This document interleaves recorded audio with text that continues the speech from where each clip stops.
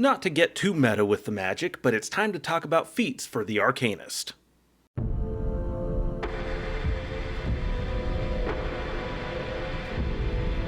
Hello there everyone, and welcome back down here to the Gamer's Den, where we have seemingly resolved our internet issues, at least for the moment. Hopefully that trend continues and sustains itself, but we are now back and here to talk about the first edition Pathfinder Arcanist, and today we are going to be going over their feat selection, things that are going to be ideally helping you, building into what the class works well with, so of course that's going to mean plenty of Metamagic feats and feats that do work with your magic, and the class abilities that you're able to work with. Not that there's a huge array, but we are going to be leaning into what's there.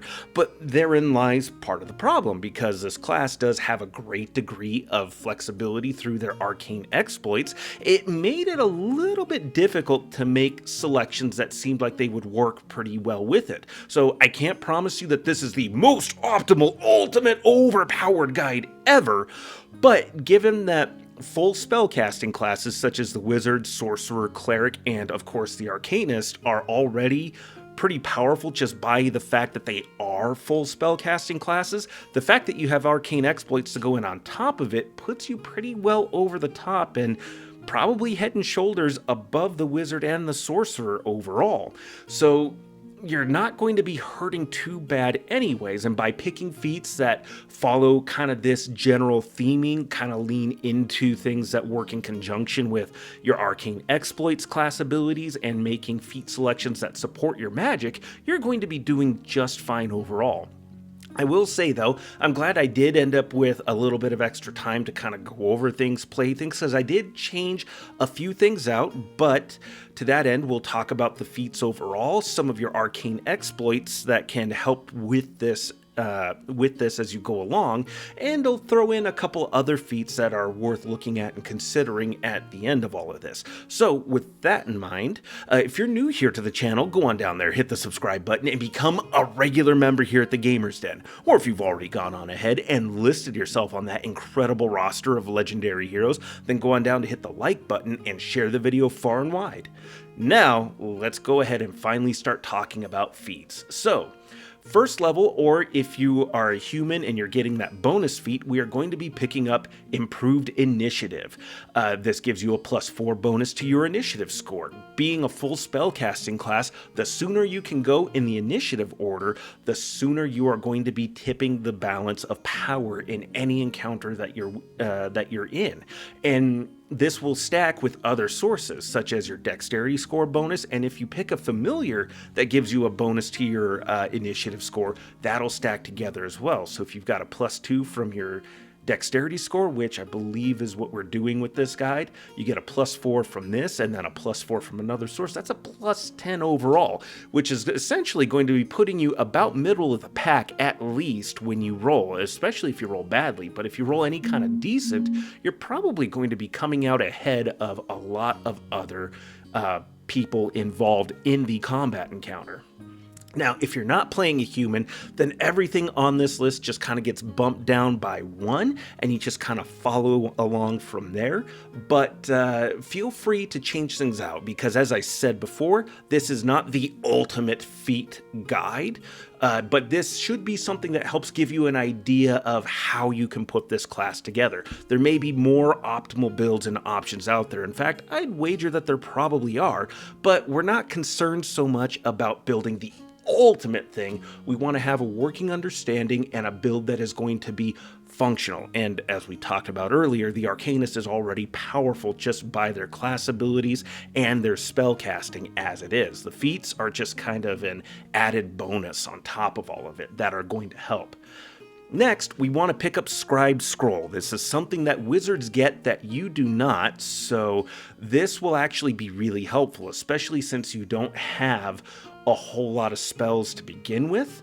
But this will let you create a scroll of any spell you know, taking 2 hours if its base price is 250 gold pieces or less. Otherwise, this takes 1 day per 1,000 gold pieces per the spell's base price. This uses materials that cost half this base price. So if it costs 2,000 gold pieces, it's going to cost you 1,000 gold pieces in the in the materials that are being consumed. So early on, you may not be doing a whole lot of really powerful scrolls, but as you advance in level, you're going to have more. This is how you can create scrolls for spells that you found to be more situational, but you still want to have handy just in case. And this will help to round things out and can be a way for you to earn a little bit of extra coin over the course of an adventure in those moments of downtime. At level 3, we're going to pick up Spell Focus Evocation. Increase the spell save DC of the chosen spell school by 1. Normally, this is kind of like, it's a good choice, but it's not like the greatest thing ever, because increasing the spell save DC by 1, especially on evocation spells, it's kind of okay. It's kind of whatever, because that's not a huge change there, except that because this is a feat bonus and the Arcane Reservoir points, when you use that to increase the spell save DC of your spells, that's a supernatural ability, so these two sources will stack together. And if you're taking the Arcane Exploit that lets you increase the spell save DC by 2 instead of just 1, that's an increase of 3 total for your evocation spells. Now, increasing by 3 can really help to tilt the scales and make it harder for opponents to save, particularly the kind of opponents that you're going to be hitting, say, with a fireball, because you're going to be targeting larger groups of enemies. Typically, those are going to be enemies that are weaker overall. They're meant to burn resources, get a couple of hits in. They're not necessarily there to beat the party, except for through perhaps sheer numbers. And so by hitting them with a fireball, because they're weaker, tend to be lower level enemies, they're going to be more likely to succumb to the effects of the fireball and take full damage. And by increasing the spell save DC by 3, you're going to be further tilting the odds that they fail in your favor. So this is a nice combination here, which makes Spell Focus Evocation work better for the Arcanist if you're taking that Arcane Exploit that increases the amount that you're able to boost the spell save DCs by.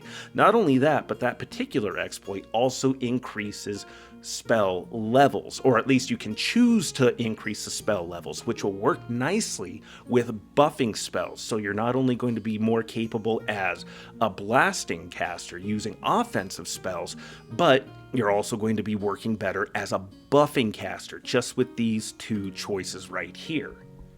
Next, we are going to pick up either Craft Wondrous Item or Extra Reservoir. Craft Wondrous Item, I would say pick up if you're taking, if you're building your Arcanist as an elf, because the elf favored class bonus is going to be giving you extra reservoir points as it is. But if you're playing, say, a halfling, then taking extra reservoir is going to be a better choice for you in general. This lets you craft or amend broken wondrous items. Crafting takes 1 day per 1,000 gold pieces in its price, using raw materials that cost half its price. You're also going to be able to mend broken items, as it says, and it costs half of what the raw material cost would have been. So this can be another way for you to increase the amount of gold you're able to bring in. This gives you something to do in your downtime. And not only that, wondrous items, you're going to be able to produce items that most of your party are going to be able to use. So this can help to round out your gear options and help to make some of those wish list items a bit more of a reality for yourself and your party members. And as I said, in downtime, especially if you're role-playing like you're a shopkeeper, you could be bringing in a lot more gold and finances for your party overall by doing that. And extra reservoir points will give you extra points for your Arcane Reservoir, which is just going to be handy for you overall. Next, at level 7, we're going to pick up Extend Spell. Spells with a duration that isn't instant, permanent, or concentration are doubled for the cost of increasing the spell level by 1. So if you're casting a 2nd level buffing spell, that is going to, and you apply Extend Spell to it, that is going to increase it to using a 3rd level spell slot. So by level 7, using Extend Spell, that's going to put most of your buffing spells at this point into about the 2-hour duration range, give or take. And then if you're also using, again, your Arcane Reservoir points to increase the caster level on it by 2 more, well, you're getting even more duration out of it. So this is going to help you with all of those buffing spells, and not having to repeatedly cast, say, haste over and over or Giant's Growth is going to be awesome for you and your party. Then at level 9, we are going to grab Spell Penetration. Gain a +2 bonus on caster level checks to overcome spell resistance. By level 9, it may not be all of your encounters, but you're going to start coming across opponents that have spell resistance, and in particular they may be summoning extraplanar creatures that are going to have access to spell resistance. So having a means of overcoming that spell resistance is going to be handy, especially if you're doing any blasting spells overall. And again, if you're an elf, you already get a little bit of a bonus on this, so that can stack pretty nicely together with that. But this will help to make your spells be more effective overall, and it definitely does add up a bit over time, especially at level 11 when we grab Knowledgeable Spellcaster. Select a knowledge skill you have 5 ranks in, either Arcana, Dungeoneering, Local, Nature, Planes, or Religion. When you succeed on the check to identify a creature's abilities and weaknesses, you can learn 1 less piece of information for a +3 bonus on caster level checks to pierce that creature's spell resistance. At +10, or rather 10 plus ranks in the selected skill, you can learn 2 fewer pieces of information for a +5 bonus. Now, this will stack together with Spell Penetration, and this will help to really make sure that you're punching right through an opponent's spell resistance. However, just bear in mind that this is dependent on the knowledge skill that you select, so you may want to check with your DM and see what they're willing to impart to you, kind of clue you in on a little. If I had to make a guess, I would say either go with Arcana, Religion, or Planes. Those are going to be pretty reliably consistent across a lot of campaigns. Arcana would cover things like, let's see, dragons. Dragons tend to have a spell resistance. Religion, that you'd be mainly focused on undead. Undead tend to have, or at least more powerful undead like liches and mummies tend to have a spell resistance. And then planes, outsiders also usually will have a spell resistance. And since outsiders and the like are creatures that you can find as summoned monsters, a spellcaster might summon them, Planes is probably going to be a pretty safe bet, but again, checking with your DM is going to be important, because if you're going to be adventuring in the Underdark at some point, by level 11 you probably know where a lot of your adventures are taking place, but Dungeoneering is going to be important if you are going to be delving into the Underdark, because, well, if you're encountering Drow have spell resistance, so having Knowledgeable Spellcaster applied to Dungeoneering is going to be very useful in that instance. So this will be a good thing to check in with your DM about, but this is also a feat that you can select multiple times. So if you want to take this twice to have your bases broadly covered, say you take Dungeoneering and Planes because Drow tend to summon outsiders in many instances, this will help to keep your bases covered and help you to overcome spell resistance across a good number of opponents. Then moving on to level 13, we pick up Dazing Spell. Targets that take damage from a spell prepared with this feat are dazed for a number of rounds equal to the spell's original level. So if we use Fireball as the example, it's a 3rd level spell. They are going to be dazed for 3 rounds if they fail their save, which if the spell has a save, success means they aren't dazed. If a spell normally doesn't allow for a save, they may make a will save at the spell's save DC. If the spell also causes the target to be dazed, this additional daze duration is added to it, which just absolutely makes this even handier. However, just be aware that increases the spell level by +3, so that Fireball, normally a 3rd level spell, it is now going to take a 6th level spell slot. However, this really does a lot to keep your lower level spells more relevant as time goes on, and don't forget that we are also having access to options that increase the spell save DC, which will help to ensure that opponents succumb not only to the damage, but to the dazing effects that you're throwing out at your opponents. Then, at level 15, we are going to grab Persistent Spell. Creatures that save against a spell must make another save against the same spell. This increases the spell level by +2. So, if you were to use Dazing Spell and Persistent Spell on Fireball, let's see, it goes up to an 8th level spell. That's pretty expensive. That's getting to a point where maybe it's not super worth it, but we'll keep with the example here. If they make their save, they now have to roll again. Essentially, you're giving them disadvantage if you are coming over here from 5th edition to check out what Pathfinder's about. So you're essentially giving them disadvantage, ensuring that they succumb to the dazing effects for 3 rounds and that they're taking damage from this spell. Throw in the fact that we have the option to select the Arcane Exploit that lets us pick up the Evocation School ability Admixture, which lets you change the elemental type of the spell you're throwing out there. That fireball can now be an ice ball, an acid ball, a ball of just pure sonic noise. You're going to be doing a lot to bypass their inherent damage reduction, or not damage reduction, elemental resistance, or even their immunities, which will help again to keep spells like Fireball relevant. And given that Fireball's an area of effect that you're going to be throwing at typically swarms, or at least numbers of opponents who are typically going to be weaker, you're going to be ensuring that they fail their saves because they likely have lower save scores, lower reflex saves, and will be taking the maximum damage that you roll out.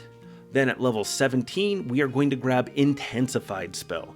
Increase a spell's maximum number of damage dice by 5. You must have a sufficient caster level to surpass the maximum dice to benefit from this spell.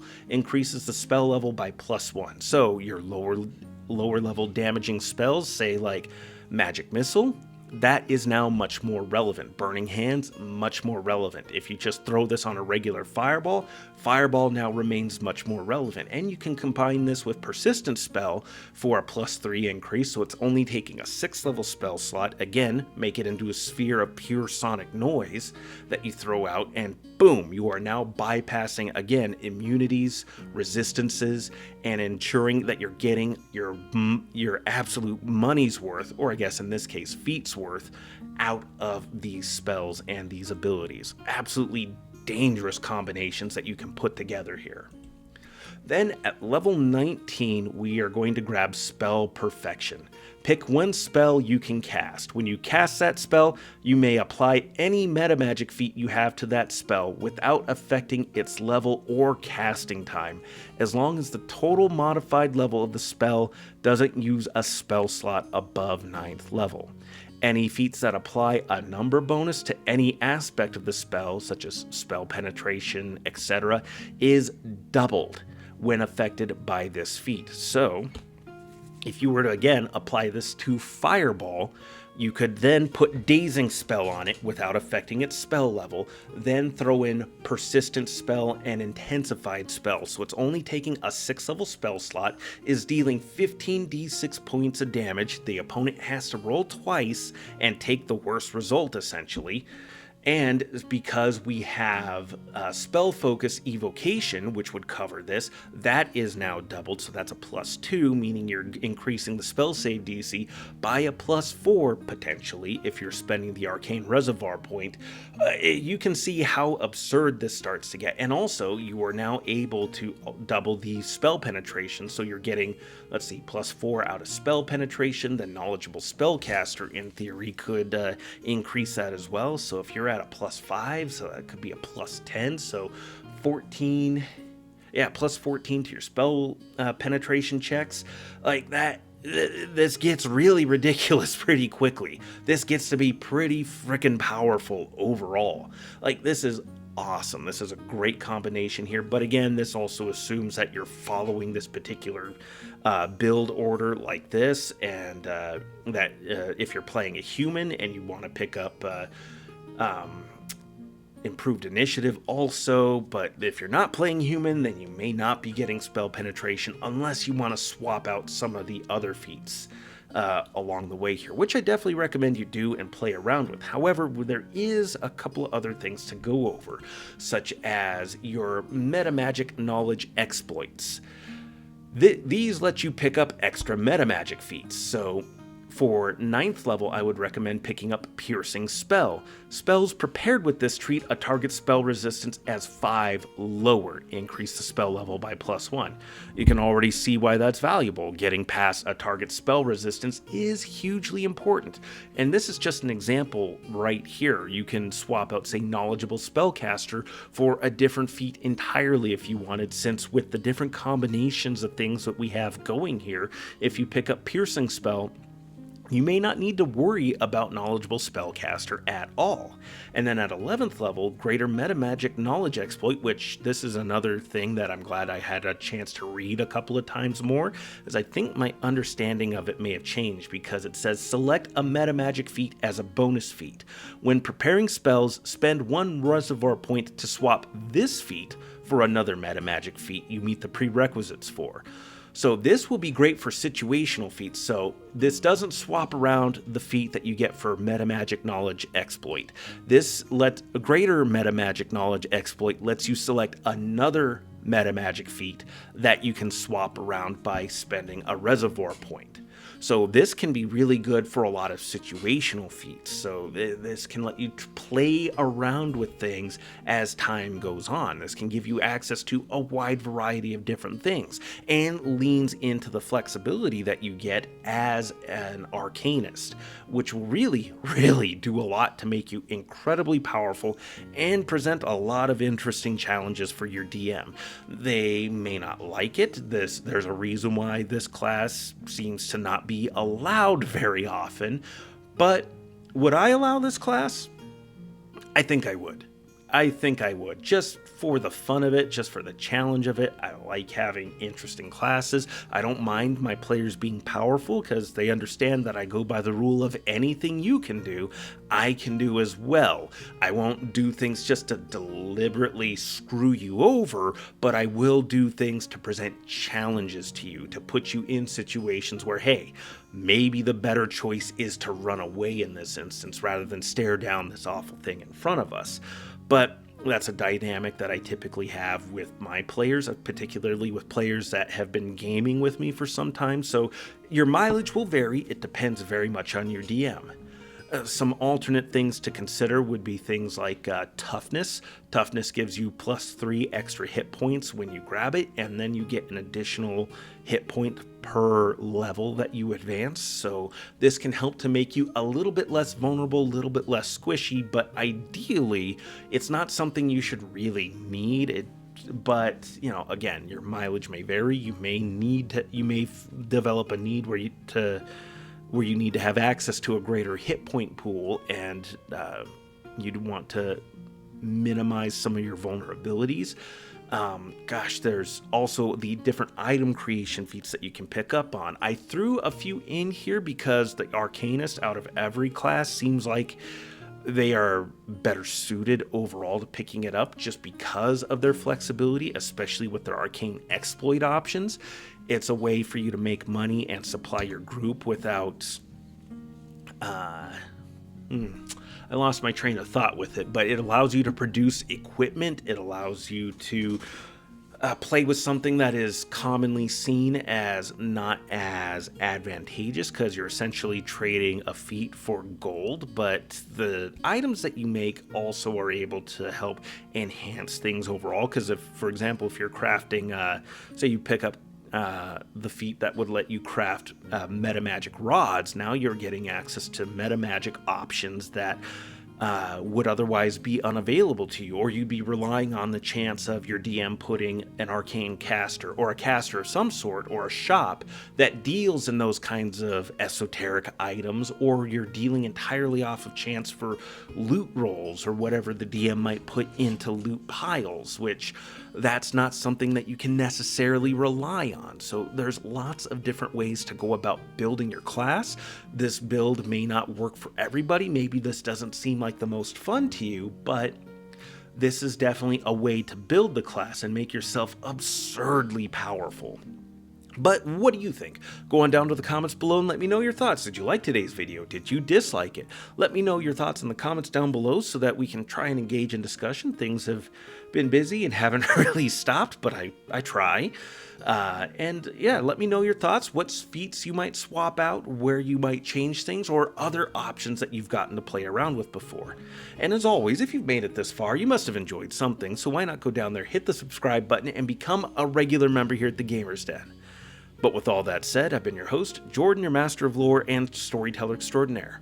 Thank you all so very much for your time. Good gaming to you all, and you all have yourselves a good night.